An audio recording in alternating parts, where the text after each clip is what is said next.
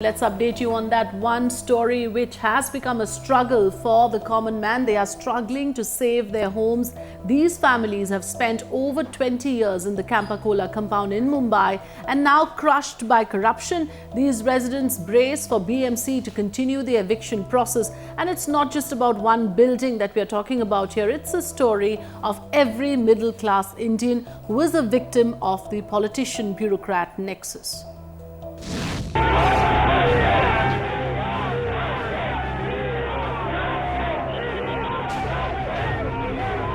Drama unfolded at the Campacola Society on Tuesday, forcing the officials to stall the demolition.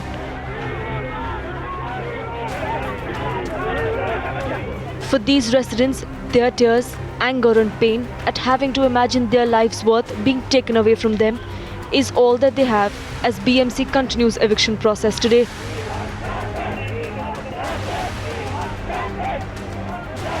We bought this house. Now whatever money we have, how can we survive on that if we buy a flat or take on rent? How we are going to survive? Tell me that. I'm just asking all the people. My husband is a 70-year-old man, retired, living alone in this house. How do you think we will survive? Now this situation has come and it is really torturing. No one knows what will happen and how we will live and how everyone will live and where everyone will go. There is no shelter. You just have to become like Jhoparpatti people. Where to go? Not Jhoparpatti is also not there for us. But their voice falling on deaf ears, as the Chief Minister has ruled out any intervention in favour of the Campacola residents, saying that the matter has been decided by the Supreme Court. आता ही जी कारवाई आहे ती supreme कोर्टाच्या आदेशानुसार कारवाई चाललेली आहे आणि ती बृहन्मुंबई महानगरपालिका ती कारवाई करते आहे. त्यामुळे मला काही निवेदन मिळाली, त्यामध्ये काही उपाययोजना करता येईल का मी ते तपासून घ्यायचा प्रयत्न केला.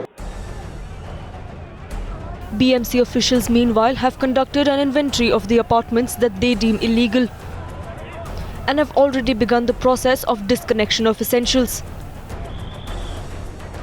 Despite heavy resistance and vocal protests by the residents of Campacola compound, the BMC has still gone ahead and initiated the process of demolition by disconnecting the gas, water and electricity supply in the houses that were lying vacant. The BMC teams will be back here to take the process further, but it's still unclear whether they are going to carry out the disconnections in the flats that are still occupied.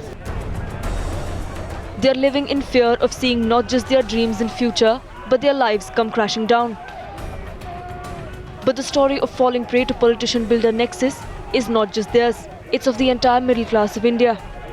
Bureau Report, Times Now.